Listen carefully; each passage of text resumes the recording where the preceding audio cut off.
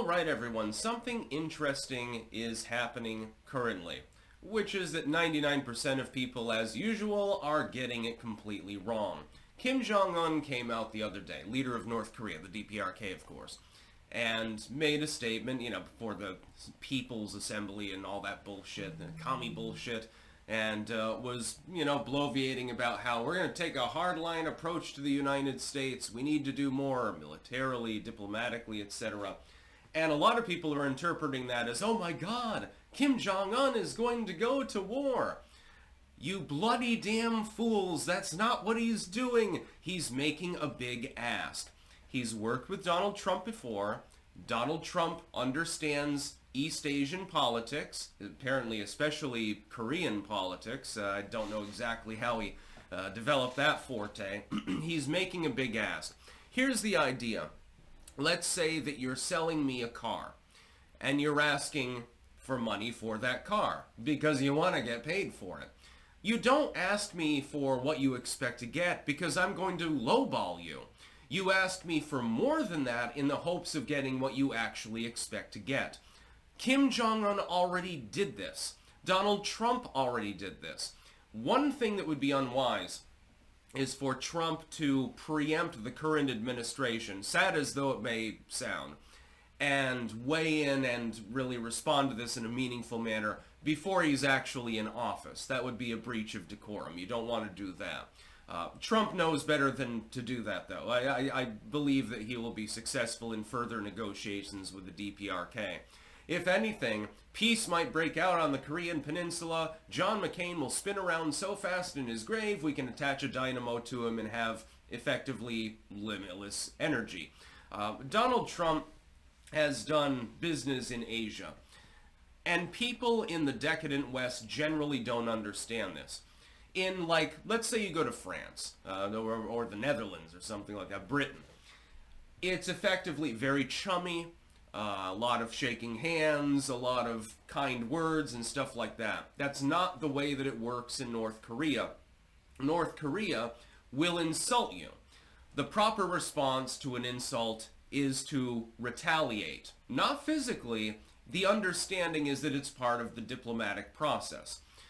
Donald Trump is perhaps the only modern leader who actually knows this. There's a reason why he's the only U.S. president who ever set foot in the DPRK, for example. And then he and Kim were, palling around and planting trees and things like that, and it was a little bit cringe, but that's the way that the diplomacy works. This is a big ask. Effectively, hey, I've got lots of missiles. Your retort, I've got a lot more missiles than you do. North Korea then responds with a letter saying, well, we don't want any problems. We were just mentioning the fact that we had a bunch of missiles and, come and talk to us. Come and have dinner. That's the way that it worked before. It's the way that it's going to work now. Trump inexplicably seems to be the only U.S. leader who actually understands this. Clinton didn't understand it. Clinton did the worst of all. If he had one technical malfunction during his entire presidency, was saying, well, I'm going to give you some uranium and get a nuclear reactor made so that you can have more industry. You'll be my friend, right? Yeah, you'll be my friend. You totally won't use it for weapons production and make atomic bombs or anything like that. And he should have known better. Somebody in the administration should have been sane enough to know that that's not a good idea. If you give and you expect very little out of it, and what you do expect you can't even confirm you're going to get, that's not a good idea in East Asian politics. It's not that you're trying to be a cutthroat and screw anyone, it's just that you can trust but verify, as they would say, something like that. And so if you are offered insult, you must offer insult back. The understanding is basically two people going toe-to-toe. It's like a Conan the Barbarian situation or something like that. Two people are going toe-to-toe, wearing their suits, flashing their money around with their guards behind them, and they're saying, well, I'm a bigger man than you. No, I'm the bigger man. No, I'm the bigger man. And then you negotiate, and you sit down for tea. And people don't really, in the West, understand how this sort of diplomatic structure works. It's not the same as going to Canada. You go to Canada. Let's say that Joe Biden goes up there. He meets with Justin Trudeau. You shake hands. You have a coffee together, maybe some poutine, or however you pronounce it. It depends on the part of Canada, I suppose. And you know, you eat your gravy fries for whatever unknown reason, and watch a hockey game or something like that, and then you call it a day, and then you shake hands again, and you say, well, we can negotiate tomorrow. We've had a party. That's not the way that it works in North Korea.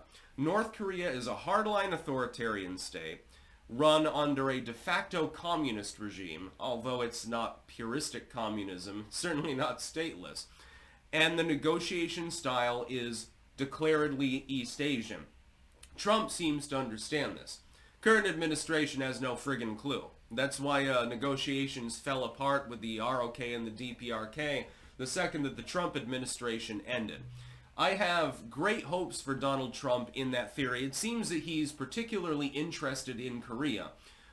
Having realized that beyond the Abraham Accords, he's not going to be able to do much to negotiate anything other than seeming calm in the Middle East with Israel, Lebanon, Palestine, and so forth, he decided to pivot to Asia. He did a very, very good job. The best job of any fucking president since North Korea started existing, actually. And people will give him no credit for that for some reason. It's just a big ask. Hey, I've got a bunch of missiles. I'm going to wage war on you. We've got atomic backpacks. Trump, very wisely during his first term, said, well, I have a little red button on my desk too. It's a lot bigger and it actually works. The idea is to take them down a peg, and then you negotiate and you get all chummy. Then you become more friendly. It's not like how you operate in Western Europe or someplace like that. Negotiations, diplomacy, things like that, making deals. It was like the Afghan withdrawal.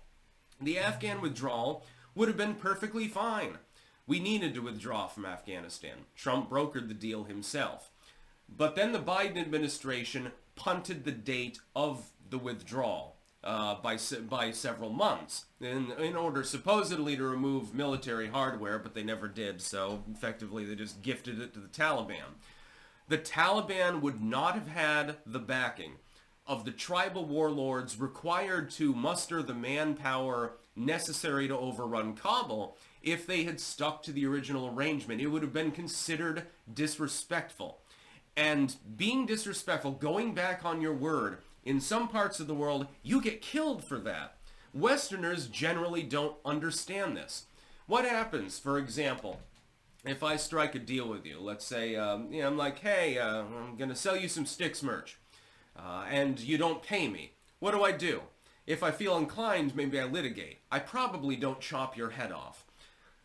Go to Afghanistan. Make a similar deal. Well, I'll sell you these 10 rugs. Oh, I didn't get paid? Well, here's my sword. That's basically the way that it works. There's nothing wrong with it particularly. We might conceive of it as slightly backwards and odd because it's not part of our culture, but it's the way that it works. Trump is a pragmatist. He's a realist. That's what I like about him, actually, honestly. He can probably solve the problem. He's going to retort against the North Koreans if they continue into his presidency, at least. And he'll then start negotiations.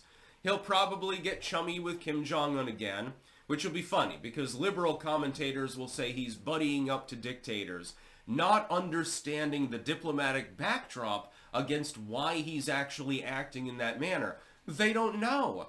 They're literally, I don't even think it's malevolence on their part. Honestly, I think they're just fucking ignorant of Asian politics. That's about all. Peace out.